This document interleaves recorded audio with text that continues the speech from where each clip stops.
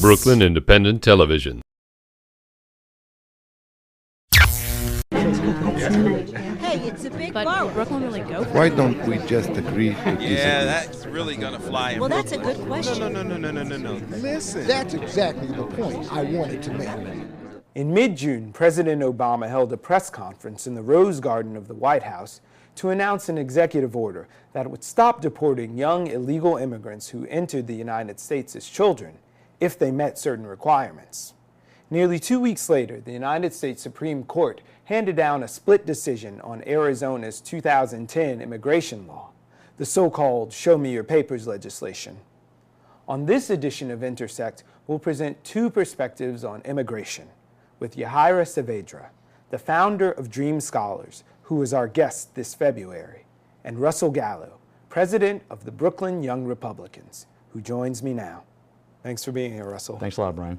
So Obama started sort of a firestorm with his executive order. Is it posturing, or is this a real step toward immigration reform? Well, I do believe the president believes in this executive order. However, it can't be described as anything else but posturing and pandering when, if you look at the president's first term, he controlled the Democratic Party controlled both houses of Congress for the first 2 years. They did not take up immigration in the first 2 years. Right. So why is it an issue now, several months before the general election? It's hard to argue that he's not just pandering to a certain demographic and a certain voting bloc. With that said, the DREAM Act, you mentioned certain criteria. One of the issues that the Republican Party has, first of all, we tried something like this in the 80s under Ronald Reagan, and all it did really was encourage more people to come illegally, and it solved nothing.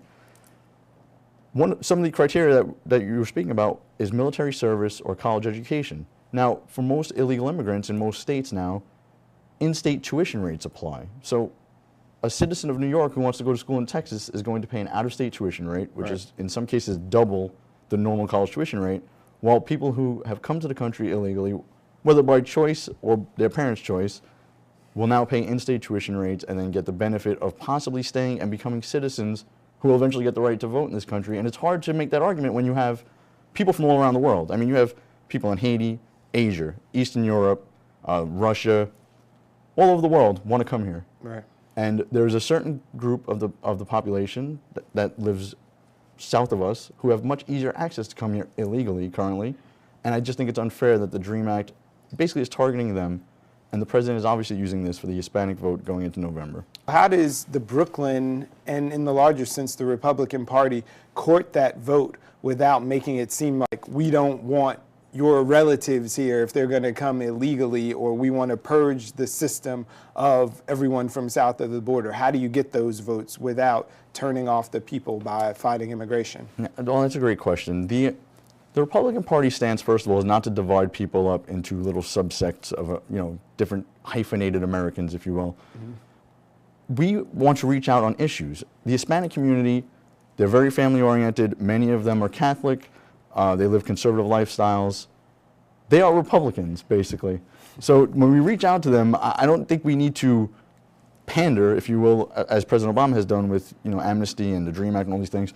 We can get them on issues. Now, conversely, a lot of states where Hispanics make up large percentages of the population are places like New York, California, where the Republican Party is going to lose and lose big no matter who is on the top of the ticket. So I know from listening to political strategists on the Republican side, the Hispanic vote is very important, and it will be very important going forward. Yeah. But for this election in 2012, it's not as important. It's not so important to sacrifice your values and your principles to pander to any group. We're all Americans. If you're voting, you should be a citizen and you're an American, and we should get you on issues and not pandering. You didn't mention Florida. Let's go back to Bush correct. Gore. Florida is a state that could... It is. Now, if we must put them into smaller subsets, Right. The Floridian Hispanic population is largely Cuban. Yeah. And they lean Republican because they know the ills of leftist governments and leftist regimes. Socialism. Yep. I didn't want to say the yes word, but we'll use it. So yeah, the Cubans, they're going to lean Republican anyway, and that's a swing state. Obviously, we need the Hispanic vote there, and I think that Cubans understand. We had similar issues in the past with Cuban refugees that came, but there were mechanisms put into place to accept them and to figure out who they are, give them a status here. And no one is saying immigration is the way it is right now is good. We need to reform immigration. Yeah. Is the DREAM Act the way to go? I don't know. I also don't believe that you could take someone who was brought here when they were 2 years old and send them back to a country that they've never grown up in. They don't know anything about it. So we have to fix this.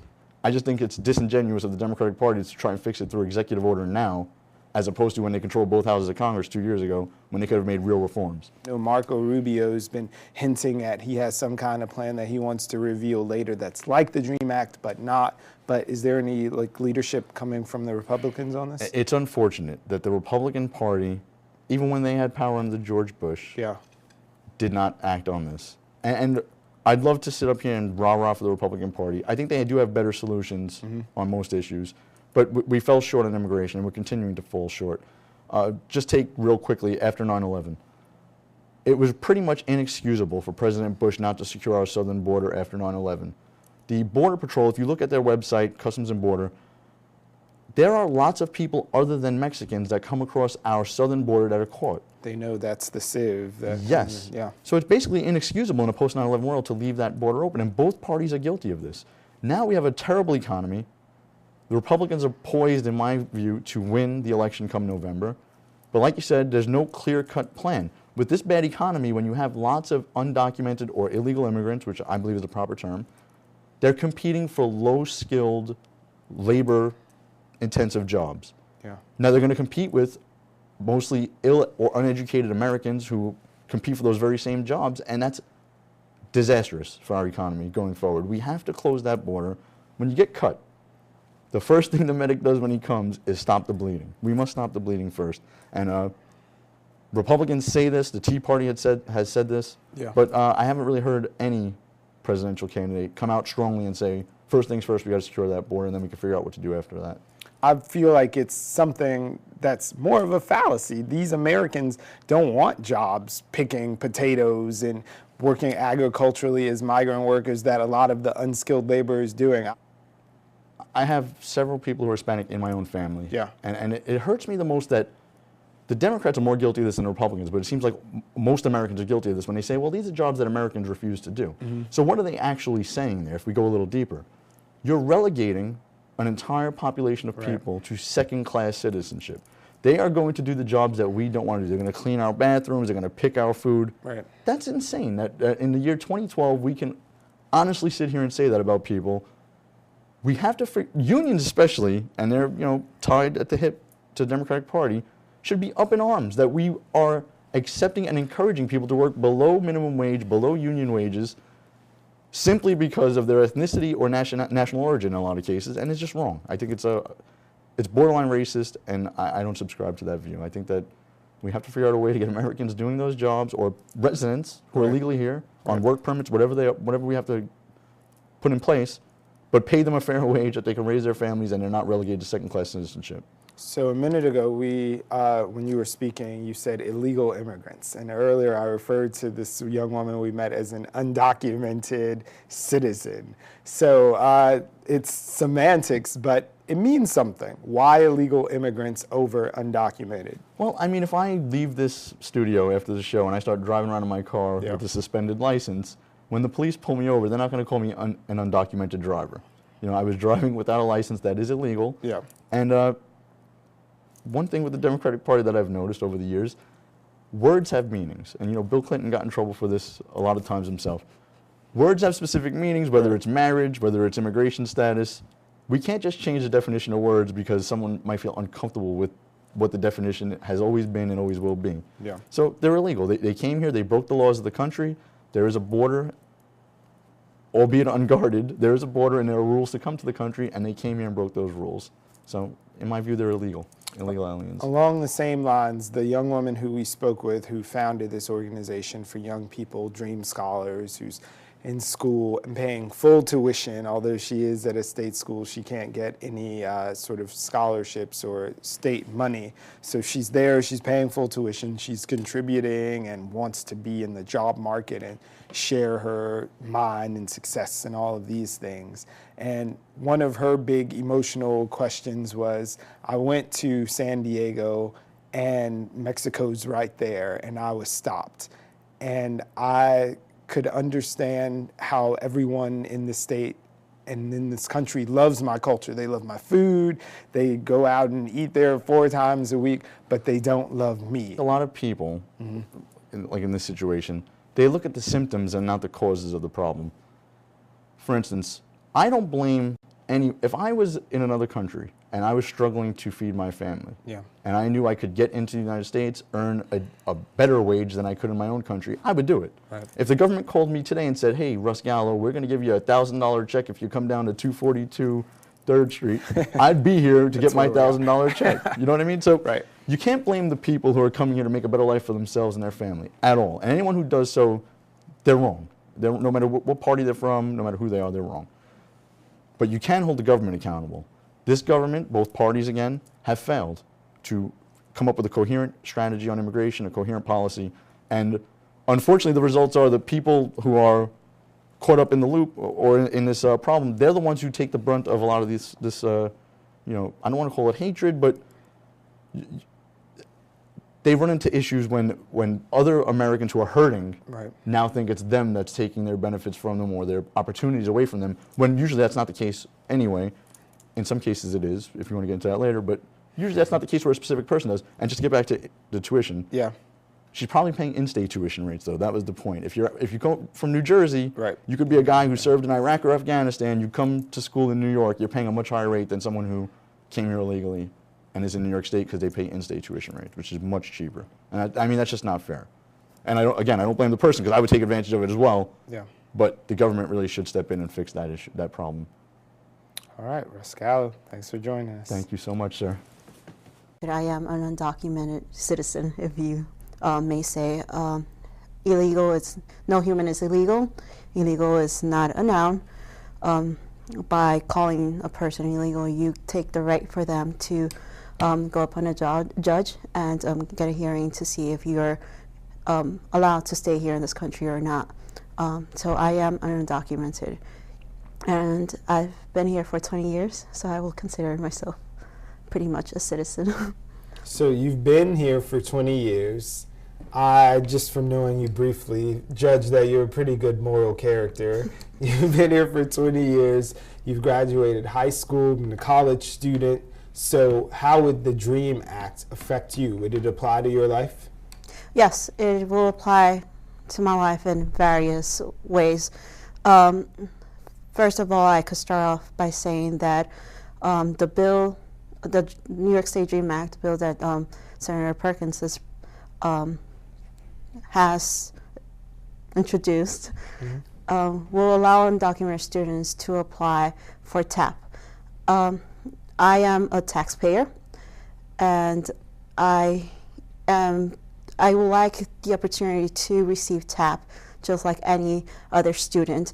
So I am not asking for any handouts.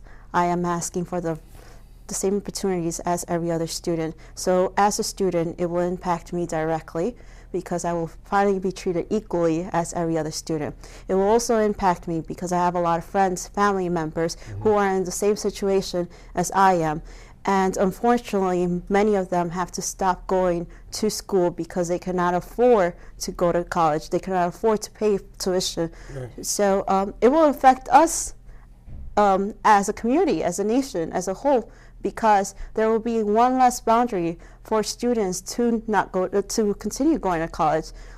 So therefore, there will be a new generation of well-knowledge, well-trained citizens, well-educated citizens with careers. So for clarity's sake, we're talking about TAP, which is the Tuition Assistance Program. The TAP program is directly to, it's mostly for minorities with an 80-point average grade or greater. So in order for you to even qualify for TAP, you have to be a pretty good student. So it's not as if it's going to be handed out again just to us. Blanket thing, like, right? Hey, No, come get your TAP money. No, you still have to qualify for it. And in order for you to apply to TAP, you have to have a certain GPA, and you have to have your income tax returns from the last year. So therefore, you have to pay your taxes in order to qualify. So like I said before, I'm just asking for an opportunity, a similar opportunity as everybody else. I'm asking to be treated equally as all the other students. So tell me about Dream Scholars. Well, Dream Scholars was established last year. I founded Dream Scholars. Who else could know what an undocumented student goes through, their pain, how to promote it, how to relate to it, than an undocumented student themselves. So I gathered up with a couple of other of my friends who are undocumented, and we founded Dream Scholars to promote the National Dream Act and the state level Dream Acts, not only in New York State, but also nationwide, and to fight any anti-immigrant proposals or advocates. Recently, we protested against Mitt Romney when he was at the Sheraton Hotel at Fifth Avenue for a fundraiser. And there's some great video of yes. a young woman challenging Mitt Romney on the issue of the DREAM Act and trying to engage him in her personal story around it. Right. That was my friend, Yaijaira, who stepped up to confront Mitt Romney. And like Lucy, there are many of us ready to fight. While she was in there indoors, we were outside rallying as well, so we were all over the place to make our point straightforward, that we will not support anybody who's against the DREAM Act or who's in favor of any anti-immigrant legislation. So the DREAM Act on the national level in Congress was introduced in 2001. There was some other activity surrounding it in like 2007, and then it was reintroduced by Harry Reid last year. And all this time it's been evolving and things have been added and taken away, and they try to put it on certain bills and make sure that it gets some kind of passage, but it hasn't become a national law or movement yet that's been accepted by our lawmakers. What is the barrier on the national level that you think we have the possibility of getting done here in New York that they can't get done on the national scale? The difference between the New York State legislation and the national legislation is that the New York State DREAM Act will only allow undocumented students to apply for TAP. Mm-hmm. And there's another piece of legislation called the Dream Fund, which will essentially allow undocumented students to apply for private scholarships, to receive private scholarships. So it doesn't give a route to citizenship whatsoever, as the national level will. Nevertheless, it will help out undocumented students, and that's what we're trying to do. It doesn't mean that our fight for the National DREAM Act, for citizenship, it's done, right? We're still continuing. This is just I will say, for a meantime, while we're working on the national level, since we don't want to waste time. Yeah.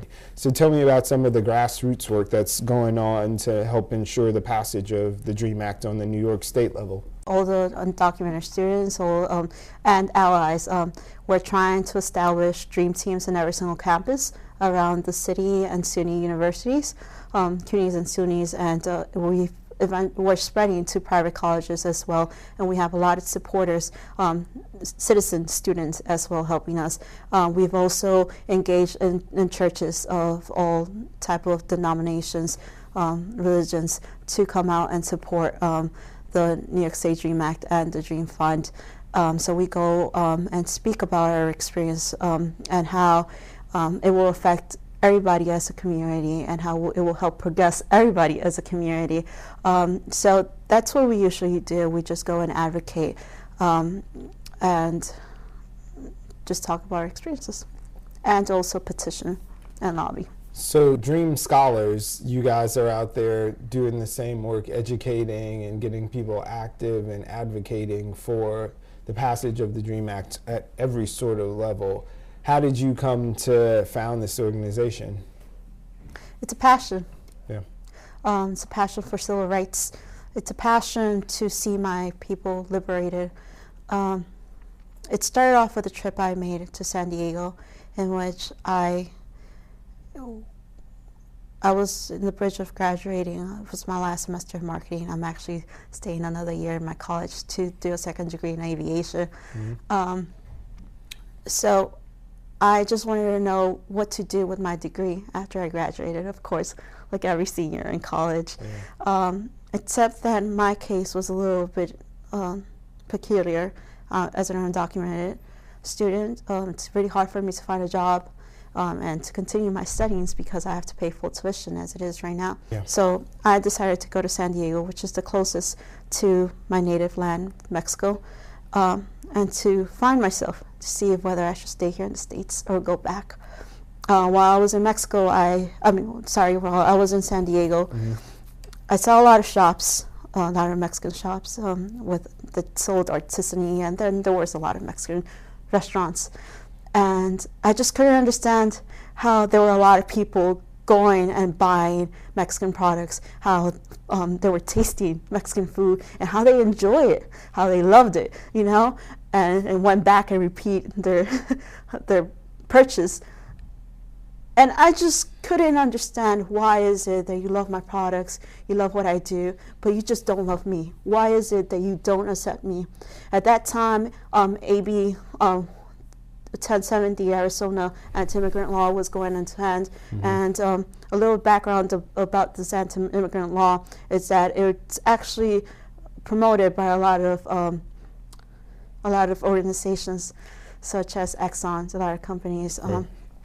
Work into creating this bill, and as a marketing major, and of course as a dreamer, I'm like, do I really want to waste my talent or my? You could have worked for these people, right? Yeah. And these are the people who are going against who I am, essentially. So I decided to take my talent, all my investment in my education, all my hardworking money, to promote it into something better for my community, for my people, something that will make us, that will break us off out of this anti-immigrant sentiment, out of this whole scapegoating which is occurring. And I just wanted to promote just the beauty that's within us, what we create, and make our people always, not only undocumented citizens, but also immigrants, first-generation immigrants, just to realize how much potential we have. And that's my job as a marketer, I guess it's also my calling, per se, and that's where Dream Scholars came into hand. Do you have any fear about being as open as you are, or any sort of, like, have you had a moment's pause to say, somebody needs to be out there doing it and showing my people all of their potential, but does it have to be you? Like, did you ever have that second where you're like, someone should be doing it before you realize that this is your calling? No, it shouldn't be me. It should be everybody. It's everybody's callings. We could go back to the religious space, to Christianity, where God left us, Jesus left us with 2 commandments, which is one of them being to love your brother as you love yourself. That's our calling. Or we could go back to the golden rule, to treat everybody as you would like to be treated. So it's everybody's calling, and that's the only way we could work towards a brighter future, if we all just treat each other as we would like to be treated. You went to San Diego, you had the choice, and you're looking and trying to find yourself. So what made you come back to New York versus saying, you know what, I can go to Mexico and I have this education and I can have a life there that's free from the oppression and the stigma, and I can be a contributing person in Mexico just as well as I can in anywhere in the states that I choose? Sorry. So on the way back from San Diego, I actually got stopped. And at that moment, I wanted to give up fighting. I'm just thinking, I should go back. Yeah. And when I was ready to receive that free trip back to my homeland, which, by the way, comes from taxpayers' money. So just imagine with all those deportations that has been happening, I just believe that's just a bad investment, such as the border walls, where we could invest in education in our community. Well, at that moment, I was thinking about just giving up, and I just saw my little sister. I had a vision of my sisters, of my friends, of my family, and I just couldn't bear the thought of never seeing them again. So, you're right. With my education, I could go really far by myself. But it's not about me. It's about my community. It's about my family. It's about everybody's future. Because in some way, somehow, we all interact. Right now, I'm just a student. But I could be tomorrow's teacher. So for that tomorrow, I am working. Just like every other undocumented student is. So it's not about us, it's about what we can contribute with our upbringing, with all the investment our community has done. It takes a whole village to upbring a child, right? Yeah. So I want to give back to my community everything that they've devoted to me all these years, all these almost 20 years since I've came here. Plus, when I came to the States, my father, first words were, "You came here, I brought you here, but I brought you here," he said it in Spanish, "para triunfar." That means to be successful. I promised, and I made that promise to my dad. So I am here for him to accomplish his promise, and for my community. Thanks for watching Intersect, and we'll see you next time. Bye now.